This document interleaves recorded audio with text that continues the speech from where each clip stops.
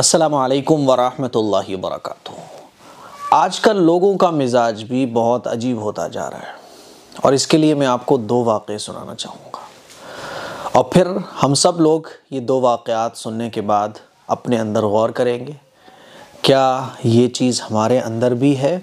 अगर है तो दूर करने की कोशिश करें, क्योंकि ये चीज़ बहुत ख़राब है जो ये दो वाक़यात सुनकर आप लोगों को पता चलेगी।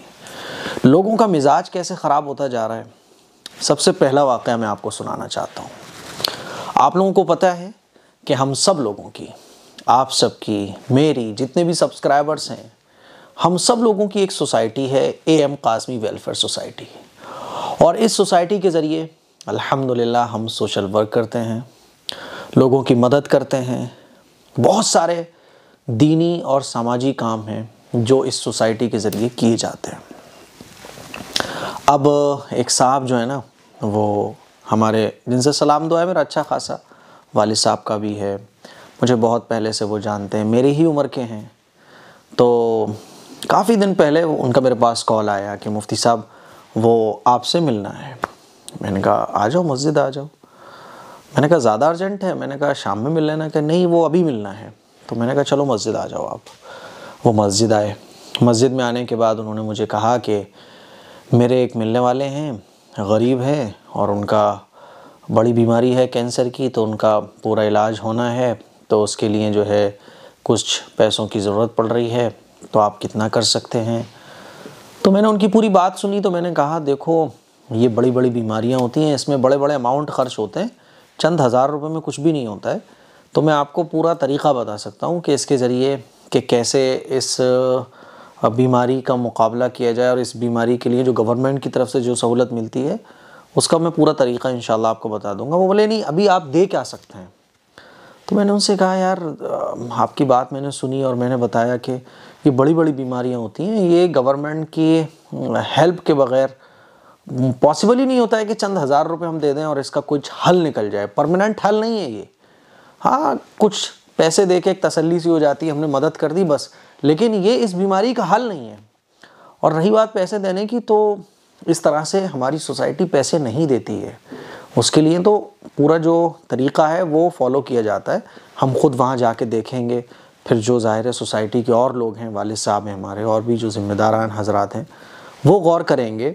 फिर जो डॉक्टर्स हज़रात हैं उनसे मशवरा करके ही हम कुछ कर सकते हैं।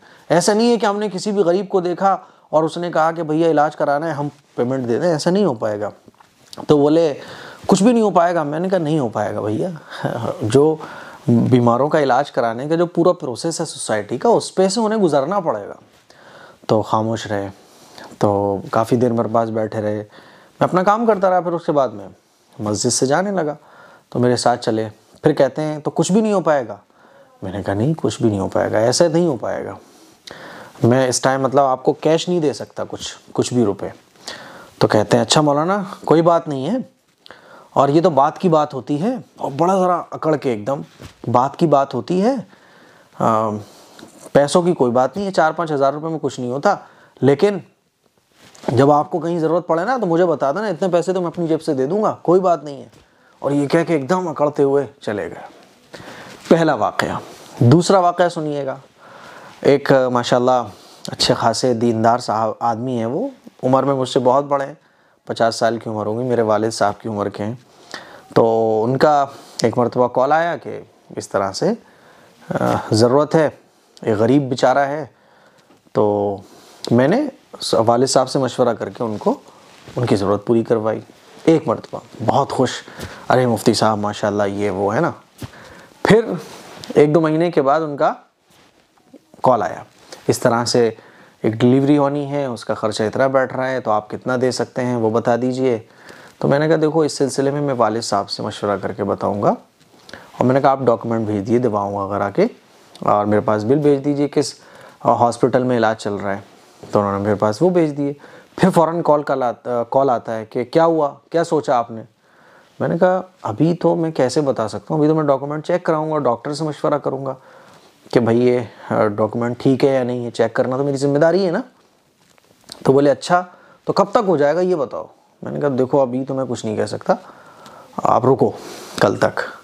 अब कल आया, कल उनका फिर कॉल आता है, अरे भाई मुफ्ती साहब डॉक्टर जो है वो इंतज़ार नहीं देखता है, तो आप बता दो कब तक दे पाओगे आप।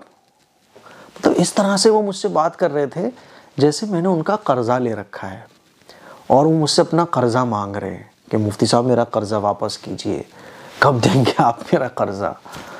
तो मैंने देखा यार ये कैसे बातें कर रहे हैं, तो मैंने फिर डॉक्यूमेंट चेक किए तो मुझे लगा कि भाई इन्होंने अब पूरा इलाज करा लिया है और सारा इंतज़ाम ये ऑलरेडी कर चुके हैं, मेरे से तो बस मदद चाह रहे हैं।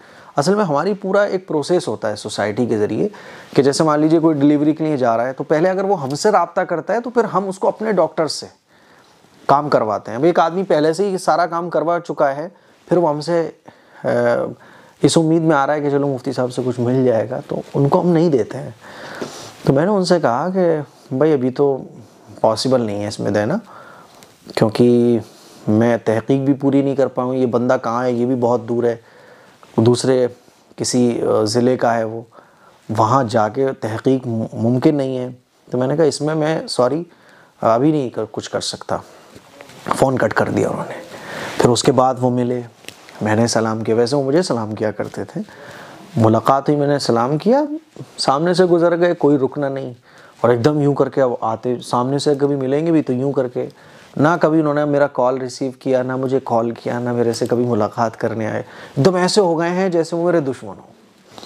तो ये दो वाक़े सुनाने का मेरा जो मकसद है वो ये है कि आजकल हम लोगों का मिजाज जो बन गया है वो ये बन गया है कि सामने वाले से जो मैं कह रहा हूँ बस वो करे वो जो मैं कह रहा हूँ, अगर उसने मेरा कहा हुआ नहीं किया दुश्मन है मेरा वो। तो ये मिजाज आजकल हर आदमी का बनता जा रहा है कि मैं सामने वाले से जो कह रहा हूँ वो करे, हालांकि ये उसकी चॉइस है।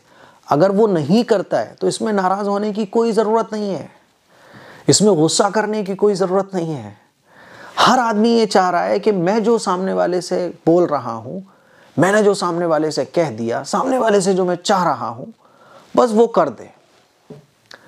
ऐसा आजकल हम लोगों का मिजाज बनता जा रहा है, जो कि बहुत ख़तरनाक मिजाज है। मेरे अजीज़ भाइयों मेरी बहनों, हमने सामने वाले से कोई उम्मीद रखी है और हमने उससे किसी काम करने को कहा है, अगर वो नहीं करता है तो इसमें कोई नाराज़ होने वाली बात नहीं है। मैं अगर किसी से कोई बात कह रहा हूँ, उसने मेरी बात को पूरा नहीं किया, कोई बात नहीं है, कर देता तो अच्छी बात है, नहीं कर रहा है तो ये उसकी मर्ज़ी है, उसकी प्रॉब्लम्स हैं, उसको कोई ना कोई बात होगी, कोई ना कोई वजह होगी। ये आजकल लोगों का जो मिजाज बनता जा रहा है ये बहुत ख़राब है। शरीयत के एतबार से भी ये मिजाज दुरुस्त नहीं है और ऐसा करने वाले को हम अपना दुश्मन समझ बैठते हैं। ये समझ बैठते हैं कि यार ये दोस्त ही नहीं है ना। मान लीजिए दोस्त हमने गाड़ी मांगी, यार गाड़ी देना, उसने कहा यार गाड़ी तो मैं नहीं दे पाऊँगा, तो उसकी चीज़ है, वो दे दे तो अच्छी बात है, नहीं दे रहा है तो उसने कोई गुनाह नहीं कर दिया ना देकर। हमने किसी से कार मांगी, उसने कहा यार सॉरी मैं कार तो वो नहीं दे पाऊँगा यार, या उसने बहाना लगा दिया कुछ भी, क्योंकि आदमी डायरेक्टली नहीं बोलता कभी कभी। अब हमने कहा ठीक है बेटा कोई बात नहीं, भाई नहीं दिया उसने तो कोई बात नहीं है, रिश्तों में दरार नहीं आना चाहिए। आप उसको अपना दुश्मन ना समझने लगो, आप उसको अपना ये मत समझो कि ये मेरा यार कोई दोस्ती नहीं है। कोई चीज़ अगर वो दे दे अच्छी बात है, नहीं दे रहा है तो उसकी चॉइस है। हर आदमी की कुछ चॉइस होती है और ख़ास तौर पे जो सोशल काम होते हैं, जो ऐसे काम होते हैं, हर एक के उसूल और ज़ाब्ते होते हैं। हर एक के कहने पर ये नहीं है कि मैं वो काम करना शुरू कर दूंगा या आप वो काम करना शुरू कर देंगे या सामने वाला आपके कहे पर काम करना शुरू कर देगा और वो ना करे तो हम उसको दुश्मन समझ लें। ये सोच बहुत ख़राब है।